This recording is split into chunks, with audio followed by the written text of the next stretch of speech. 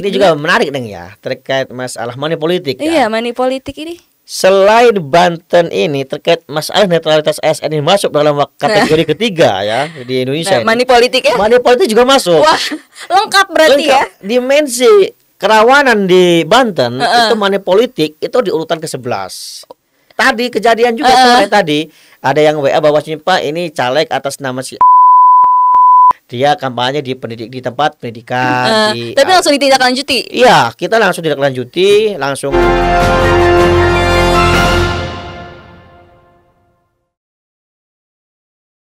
Halo Sobat Ekbis, jumpa lagi dengan saya Syifa Yasmin dalam program Ekbis Banten Podcast. Oke, jadi hari ini saya sudah bersama narasumber hari ini, yaitu seorang lawyer dan juga dulunya seorang aktivis, dan saat ini sedang menjabat sebagai Ketua Bawaslu Kabupaten Serang. Siapa lagi kalau bukan Bung Furkon. Apa kabar Bung Furkon? Alhamdulillah sehat. Alhamdulillah. Jadi kesibukannya sekarang lagi di Bawaslu, lagi sibuk-sibuknya kan nih? Kalau ngomong sibuk untuk sekarang ini belum terlalu sibuk karena memang tahapan sekarang yang berjalan ini kan kita mau dihadapkan dengan penetapan daftar calon tetap, terus posisinya dalam waktu dekat ini kita masuk dalam tahapan menetapkan APK, alat peraga kampanye, begitu Neng. Tapi sebelumnya aku tahu nih ya, jadi Bung Furkon ini berasal dari daerah gunung ya, tinggalnya gitu sampai akhirnya menjadi aktivis, lawyer, dan saat ini menjadi Ketua Bawaslu. Tapi nyangka gak nih sebelumnya bisa sampai di titik saat ini menjadi Ketua Bawaslu? Kalau ngomong nyangka sih enggak Neng ya. Tapi mungkin ini salah satu bentuk kasih sayang Tuhan kepada saya gitu kan. Saya yang dilahirkan dari sebuah desa itu di atas gunung. Bahkan sekarang dengan musim kekeringan aja di desa saya tuh nggak ada air. Karena tepatnya desa kami itu saking dalamnya, iya. Itu sinyal tidak ada, tapi memang kalau lampu ada ya. Itu desa tepatnya perbatasan Kabupaten Serang sama Kota Cilegon gitu kan. Dari gunung itu saya mencoba merantau gitu kan ke Kota Serang, ikut dengan situasi ya orang rame-rame daftar Bawaslu saya coba ikut gitu kan. Walaupun dalam. Jadi apakah awalnya iseng? Ya iseng sih enggak, memang niat. Awalnya sih memang niat gitu kan. Tapi saya sadar diri kan siapa saya gitu kan. Tapi saya yakin lah dengan niat bismillah, insya Allah pasti saya bisa kan gitu posisinya Neng. Dan ternyata saat ini benar saja gitu ya atas. Alhamdulillah tepatnya tanggal 20 Agustus kemarin saya baru dikasih amanah itu posisinya menjadi anggota Bawaslu Kabupaten Serang dan juga dikasih amanah saya untuk menjadi ketua Bawaslu Kabupaten Serang periode 2023-2028. Alhamdulillah. Berarti dari iseng-iseng niat tapi iseng juga ya, nggak terlalu berharap juga gitu ya. Kalau berharap berharap banget berarti ya. Sangat berharap. Berarti niat banget dong sebenarnya untuk jadi Bawaslu ini, bagian dari Bawaslu. Ya diomong ya intinya niat banget waktu tapi kami saya sadar gitu kan siapa saya gitu kan. Apalagi dalam waktu dekat ini kan sudah menyongsong udah 3 bulan lagi kita udah mau melaksanakan hari H pemilu 2024 ini. Iya gitu. betul. Tapi ada culture shock gak sih dari yang sebelumnya kerjanya santai gak sih dihitungnya dulu? Tapi kan sekarang kalau misalnya di Bawaslu harus datang pagi, apel, lalu lebih kaku gitu. Bisa dibilang lebih kaku kan kalau di Bawaslu ini. Ya kalau dia omong kaget-kaget di Bawaslu itu. Karena memang dengan kebiasaan saya di profesi lawyer gitu kan, kami tidak pernah diatur sama waktu. Kami sidang itu posisinya kadang siang habis zuhur.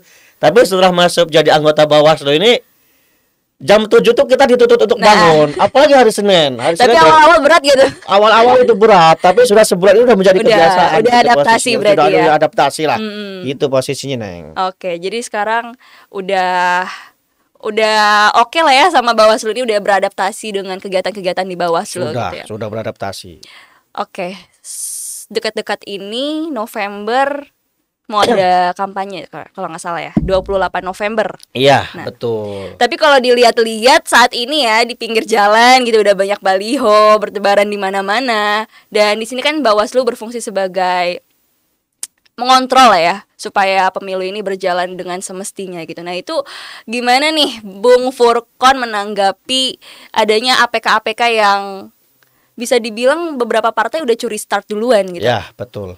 Memang dari 2 hari yang lalu kami sudah konsolidasi, kami sudah berkoordinasi, baik itu dengan unsur Forkopimda Kabupaten Serang, khususnya Ibu Bupati, sama Kasal PP, sama Dinas Perizinan, PU, semua instansi yang terkait, kita udah koordinasi. Itu yang pertama. Yang kedua, kita juga sudah mengundang 29 kecamatan di Kabupaten Serang, peserta politik 18 peserta politik juga sudah kita undang terkait masalah alat peraga kampanye ini. Dan teman-teman partai politik pun sebenarnya mengakui kalau ini melanggar kan gitu. Iya. Cuman di tataran teman-teman peserta politik ini mereka juga masih agak bingung dengan perbedaan itu yang sekarang itu APS sama dalam APK. APS itu alat peraga sosialisasi yang dimana alat peraga sosialisasi itu kita hanya bisa mengampanyekan adalah logo partai sama bendera partai, itu APS. Beda sama APK. Jadi nggak ada foto. Nggak ada. Calon-calonnya nggak ada foto calon. Kalau APK itu sudah di situ dimuat ada foto calon, ada di situ ada nomor urut, di situ ada visi misi, di situ ada muatan ajakan.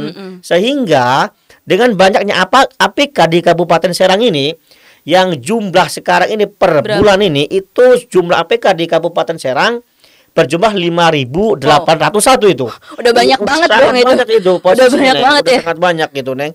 Makanya Kamis besok kami sudah menghimbau ke teman-teman partai politik untuk melakukan posisinya itu pembersihan secara mandiri. Maksud kami mandiri itu biarkan teman-teman politik dulu yang ngambil, kan gitu. Kalau yang ngambil itu teman-teman Satpol PP, itu takutnya teman-teman politik ini baru masang, mereka mengeluarkan budget dengan banyak gitu kan. Kalau diambil sama teman partai politik nanti bisa dipasang lagi di tanggal 28 November itu. Itu posisinya. Betul. Tanggal 28 November sampai tanggal 10 Februari itu tanggal 10 itu dengan jenjang waktu 75 hari terkait masalah masa kampanye kan gitu. Teman-teman partai ini mengakui, tapi kalau memang sampai hari Kamis besok himbauan kami tidak diindahkan sama teman-teman partai politik, maka dengan aturan yang berada di Perbub, di Perbub ya, di Perbub Bupati Serang, itu nanti teman-teman Satpol PP yang mengambil kewenangan itu untuk menertibkan APK. Kenapa harus teman-teman Satpol PP? Karena kami Bawaslu belum punya kewenangan untuk penertiban itu, Nek. Belum. Gitu, jadi masih Satpol PP di Masih Satpol PP, karena kewenangan kami nanti hanya di tahapan saja terkait masalah penertiban itu. Makanya yang kita pakai dasar hukumnya adalah Perbub yang masalah K3 itu. Itu terkait masalah APK itu, Neng. Tapi semisal nanti hari Kamis ya terakhir ya, semisal nanti masih ada partai politik yang tidak mengindahkan aturan tersebut, apakah ada penegasan atau sanksi khusus kah dari Bawaslu gitu? Kalau memang teman-teman partai politik ini tidak mengindahkan terkait masalah himbauan kami, itu nanti kami yang akan mengawasi langsung teman-teman Satpol PP untuk mengambil posisinya APK yang berserakan ini. Tapi apakah ada sanksi khusus untuk partai politiknya? Untuk partai politik secara sanksi memang pasti ya nanti kami panggil untuk posisi ketua partainya kasih peringatan kan gitu. Karena memang waktu konsolidasi di Forbes saja teman-teman partai politik itu mengakui kalau memang kita ini melanggar Pak Bawaslu kan gitu. Sebenarnya mereka mengakui ya, tapi entahlah dengan dalih apapun mereka, bahkan ada salah satu partai itu kan mengatakan, Pak Ketua, kalau memang mau dihabiskan, habisin semua itu APK, jangan tebang pilih. Ya, pasti kita akan habis itu tanpa pandang bulu kan gitu. Karena memang Bawaslu itu dituntut itu tidak ada perlakuan khusus kepada harus partai netral politik, kepada semuanya. Siapapun gitu, Neng. Nah, kita ngomong-ngomong netral, begitupun dengan ASN ya. Ya. Nah, sekarang saya mau nanya nih Pak, terkait ASN yang harus bersifat netral. Bagaimana Bawaslu ini memantau? Pasti kan ada aja ya ASN, beberapa ASN oknum-oknum nakal yang secara diam-diam menggerakkan massa untuk mendukung beberapa partai tertentu gitu. Nah, bagaimana nih Bawaslu bisa mengendus oknum-oknum tersebut gitu? Nah, memang dengan update terakhir ya terkait masalah kajian dari Bawaslu Republik Indonesia dan itu disampaikan sama Bu Kodir Bu Loli, mengatakan bahwasanya Banten ini masuk dalam indeks kerawanan ketiga terkait Serius? masalah netralitas ASN ini. Se-Indonesia loh. Se-Indonesia itu bahwasanya Banten 3 besar itu nih. masuk 3 besar setelah Maluku Utara sama Sulawesi Utara. Banten di posisi ketiga loh. Wah. Makanya dengan posisinya yang disampaikan dengan Bu Kordif Bawaslu RI, itu kami punya Tanggung jawab. adalah semangat Iya. untuk masalah ASN ini. Apalagi di Kabupaten Serang itu jumlah ASN yang disampaikan sama Kepala BKPSDM itu berjumlah 10.000 Waduh. ASN loh.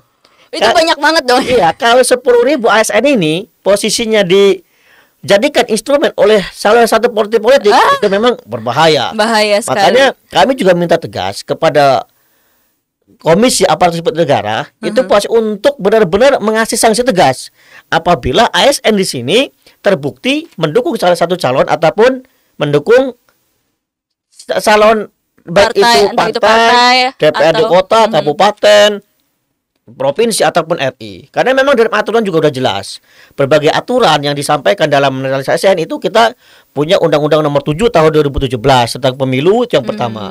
Yang kedua, Undang-Undang Nomor 5 Tahun 2014 itu tentang aparatur sipil negara. Terus Perbawaslu Nomor 6 Tahun 2018 itu tentang pengawasan netralitas ASN. Bahkan ini ada SE terbaru Nomor 18 Tahun 2023 itu tentang netralitas ASN. Ini SE terbarunya.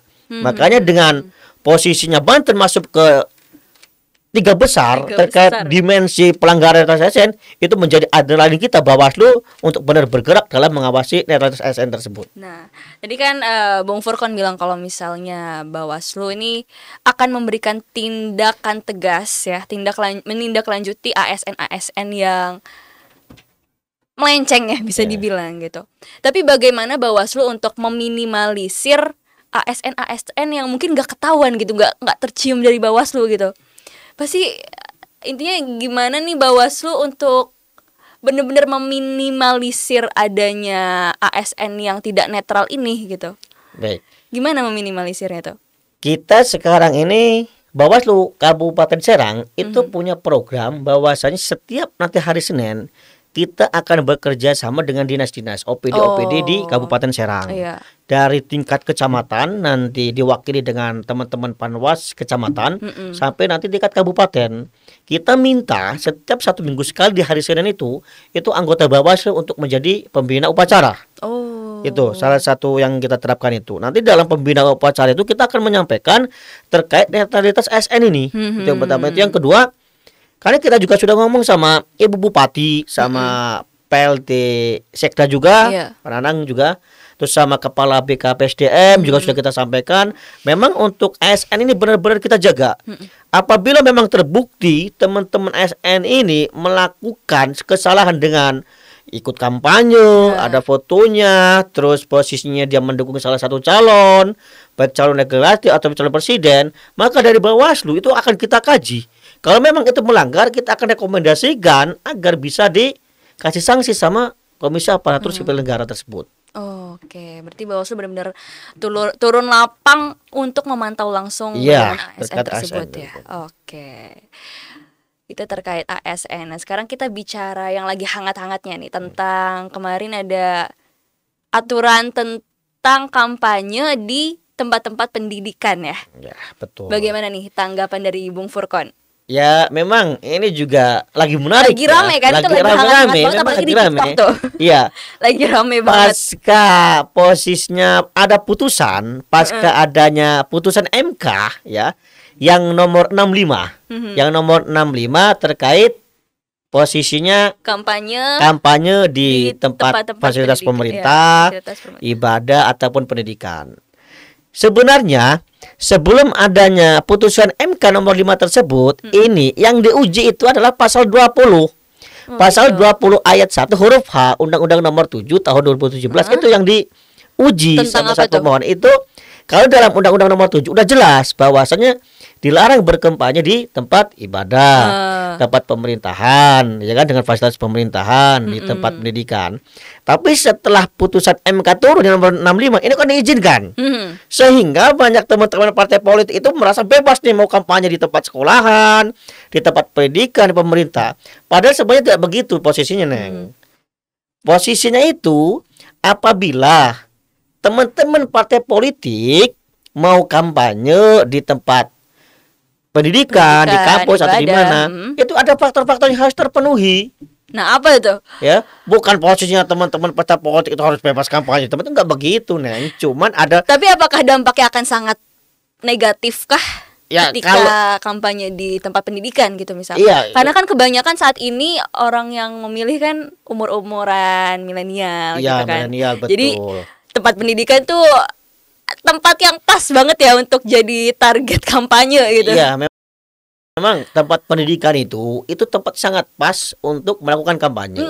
Makanya, tapi apakah dampaknya sangat udah jelas pasti. Karena posisinya di pendidikan itu kan banyak pemilih-pemilih pemula yang sudah 17 tahun itu. Tapi sebenarnya teman-teman peserta politik bisa melakukan kampanye itu dengan ada 3 faktor, 3 syarat ya.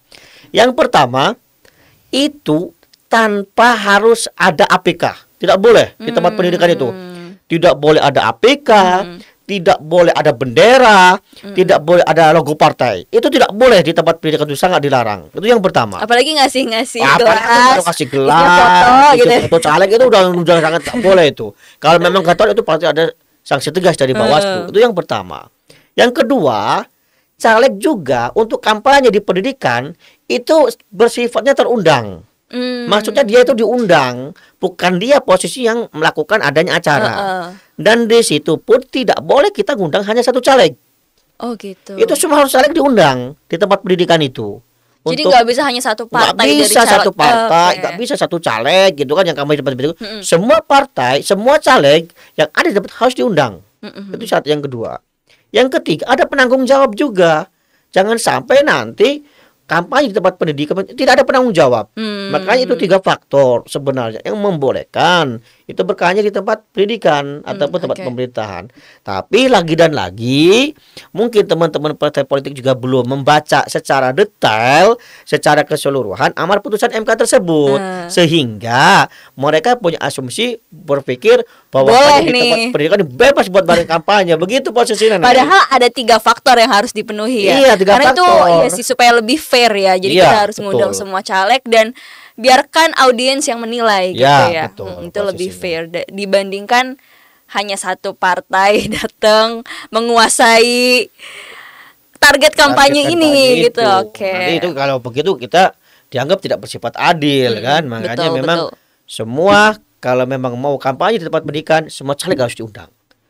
Dan posisinya caleg itu bukan pembuat acara, tapi caleg sendiri pun termasuk adalah terundang. Begitu. Jadi harus tunggu diundang oleh instansi pendidikan oleh instansi tersebut gitu. Karena tapi sejauh ini apakah sudah banyak pelanggaran-pelanggaran yang dilakukan partai politik terkait tadi ini ya ke instansi pendidikan atau mungkin di tempat ibadah? Apakah sudah menemukan kasus-kasus semacam itu?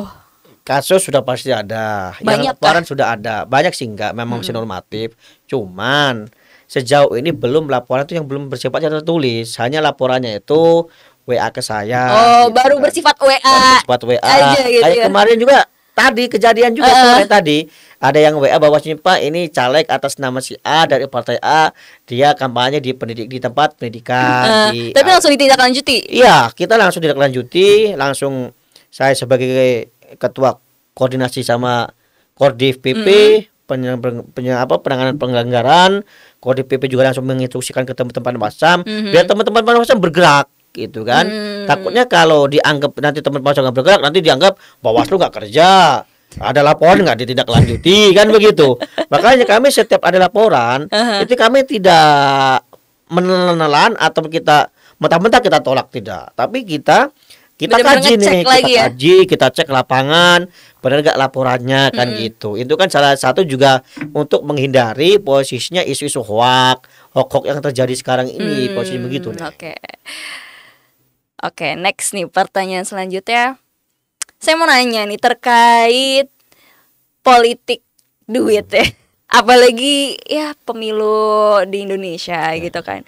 Kita melihat gimana masyarakatnya saat ini mungkin masih banyak yang kelaparan. Jadi politik uang tuh udah pasti bakal terus terjadi gitu ya, selama masyarakatnya masih lapar. Nah, gimana Bung Furkon ini menanggapi tentang politik uang dalam pemilu, dan apakah nanti ke depan nih 2024 akan terpilih presiden dengan yang benar-benar sesuai kualifikasi gitu loh. Nah, jadi bukan hanya karena masyarakat ini dikasih duit gitu kan. Nah, karena ini juga menarik dong ya, terkait masalah money politik ya. Iya, money politik ini. Selain Banten ini terkait masalah netralitas ASN ini masuk dalam kategori ketiga ya di Indonesia. Money politik ya. Money politik juga masuk. Wah, lengkap berarti ya. Dimensi kerawanan di Banten itu money politik itu di urutan ke-11. Tetap aja itu ya, besar. Tapi urutan ke-11 ini memang untuk spesifiknya wilayahnya ada di daerah Kota Serang sebenarnya. Untuk money politik itu. Oh gitu. Ya, di Kota Serang dengan posisi peringkat ke-11. Nah, itu gimana nih? Ya, tapi walaupun posisinya itu ada di Kota Serang gitu kan, enggak menjadi Kabupaten Serang, tapi tetap menjadi perhatian khusus. Ke teman-teman Kabupaten Serang ini, teman-teman Bawaslu Kabupaten Serang ini menjadi perhatian khusus terkait masalah money politik. Oleh halnya, kalau berbicara konteks money politik itu sebenarnya ada kesadaran diri masyarakat. Kesadaran diri masyarakat untuk terkait money politik itu yang satu. Yang kedua, harus berani melapor. Ya, harus berani melapor posisinya. Jangan sampai masyarakat juga dibodohi dengan dikasih uang gitu kan, hanya besaran contohnya 100.000 ataupun 50.000 dengan posisi yang menentukan kan nasib dia selama 5 tahun.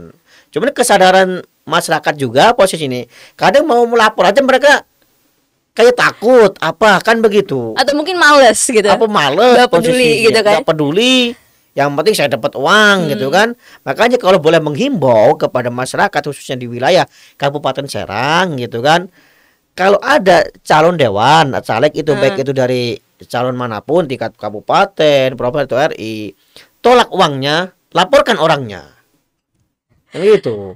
Tapi yakin nggak setelah banyak dekade melakukan kampanye-kampanye tolak uangnya, laporkan orang itu kan udah kampanye-kampanye sering dikampanyekan gitu kan kepada masyarakat. Tapi melihat kondisi masyarakat saat ini, Bung Furkon yakin nggak masyarakat akan melakukan hal tersebut gitu? Kalau kami dari Bawaslu, kalau ngomong yakin.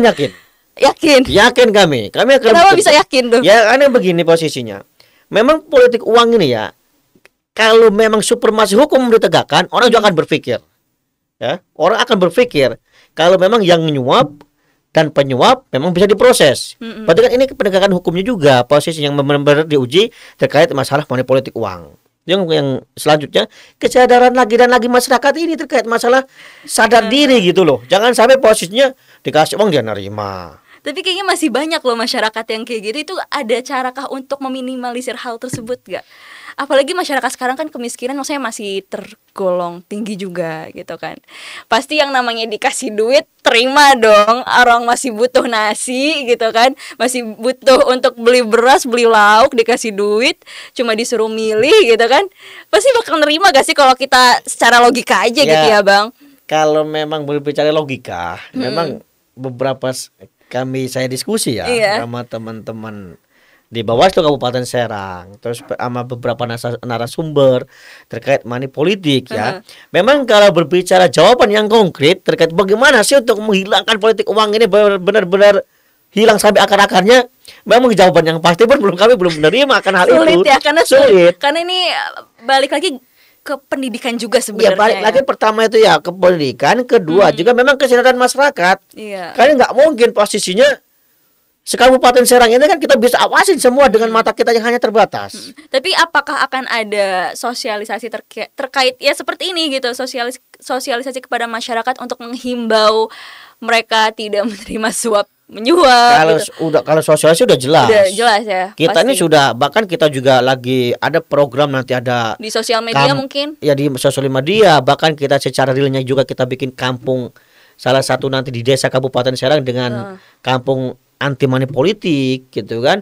Terus teman-teman Panwasam, teman-teman PKD juga selalu menggembor-gemborkan jangan terima politik uang kan gitu. Memang itu menjadi apa ya, pantangan kita tersendiri terkait masalah politik uang itu. Ya kan, apalagi sudah jelas itu kan, ar-rasyih wal murtasih final itu kan sebenarnya sudah jelas yang disuap dan yang menyuap ada di neraka. Tapi lagi dan lagi balik lagi terkait money politik uang itu kesadaran diri manusianya begitu posisinya. Jadi sekalipun Bawaslu udah memberikan sosialisasi terus menerus gitu ya, emang sulit juga kalau emang gak ada kesadaran gitu. Iya. Tapi intinya Bawaslu udah memberikan sosialisasi gitu. Sosialisasi sudah, terus posisi dengan berbagai money politik juga kita buat kampung yang anti money politik. Dan yang terakhir kalau memang terkait money politik ini adalah bagaimana supremasi hukum bisa ditegakkan. Posisinya itu nih. Kalau memang supremasi bisa hukum ditegakkan, insya Allah terkait money politik ini bisa terrealisasikan. Tapi ya lagi dan lagi kembali lagi ke masyarakat. Kalau kesadaran masyarakat belum muncul dan kita memaksa jangan nerima, ya kan kita nggak bisa mengawasi Kabupaten Serang ini posisinya, Neng.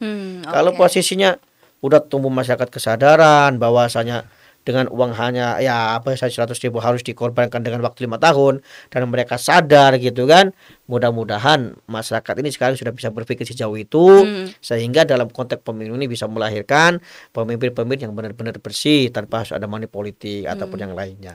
Oke, sekarang kita mau bicara tentang kampanye di sosial media ya. Kayak sekarang tuh udah banyak banget ya, apalagi justru kayaknya kampanye di sosial media itu yang paling ampuh sih ya untuk membangun gimana perspektif dari masyarakat, khususnya kaum milenial nih yang paling banyak milih nanti gitu. Gimana tanggapan Bung Furqon gitu selaku Bawaslu untuk menanggapi kampanye yang menggunakan sosial media gitu? Ya, kampanye terkait masalah kampanye dengan sosial media itu juga menjadi perhatian khusus. Apalagi banyak tersebar hoax iya, gitu ya. Perhatian khusus dari Bawaslu Kabupaten Serang itu terkait masalah kadang hoaxnya ini. Tapi kemarin juga kami dari Bawaslu habis se-Indonesia kita konsolidasi juga dengan Bawaslu RI terkait masalah hoax ini. Di RI juga sekarang benar-benar lagi masalah menetralisir terkait masalah isu hoax ini. Ya di RI juga bahkan sekarang sudah kerjasama itu kan dengan Kementerian Informasi, Kominfo. Terus kemarin juga kita sudah kerjasama dalam beberapa hari yang lalu, Bawaslu juga udah kerjasama sama TikTok. Iya, karena emang paling ramai di TikTok sih. Paling ramai di TikTok. Untuk mengantisipasi itu semua disentuh. Ya kami dari Kabupaten Serang termasuk itu kita sudah berkoordinasi sama Kominfo gitu kan, bagaimana ini menolak hoax ini. Memang isu hoax itu menjadi parah. Iya. Kalau udah viral itu bisa benar-benar mempengaruhi perspektif masyarakat juga ya. Itu kalau memang sudah ada isu-isu hoax itu posisinya memang agak repot. Makanya kami minta juga masyarakat lebih bijaklah dalam menerima pemberitaan sebelum terbukti kebenarannya.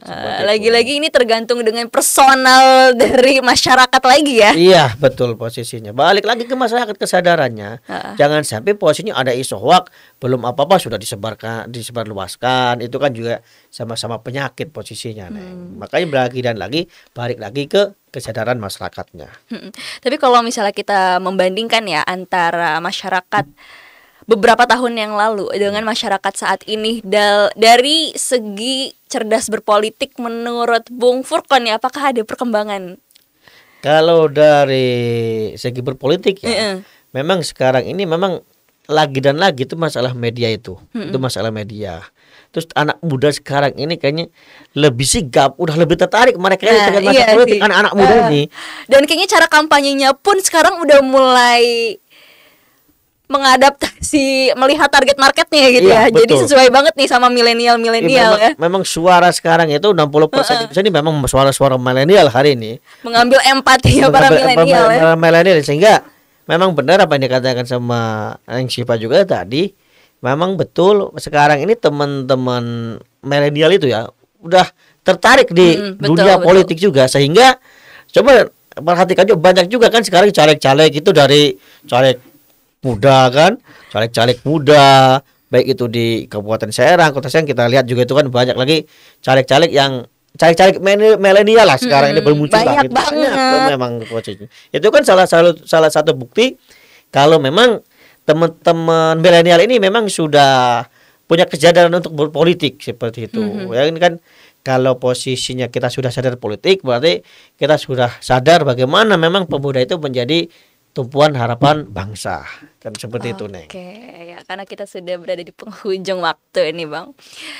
Mungkin sepatah dua patah kata dari Bung Furqon kepada masyarakat tentang apapun itu, entah tentang pemilu dan lain-lain. Silahkan berikan closing statementnya. Dipersilakan Bung Furqon. Baik, untuk masyarakat Kabupaten Serang, jangan lupa tanggal 14 Februari 2024 gunakan hak pilih sesuai hati nurani.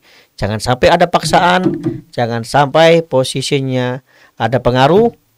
Coblos yang menurut posisi hati nurani sesuai dengan hati nuraninya masing-masing. Kenapa?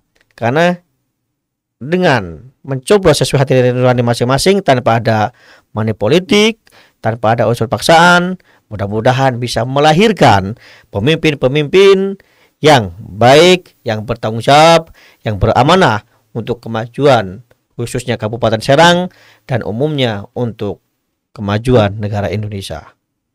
Oke, itu dia bincang kita hari ini bersama Bung Furqon. Saya Syifa Yasmin pamit undur diri. Terima kasih dan sampai jumpa.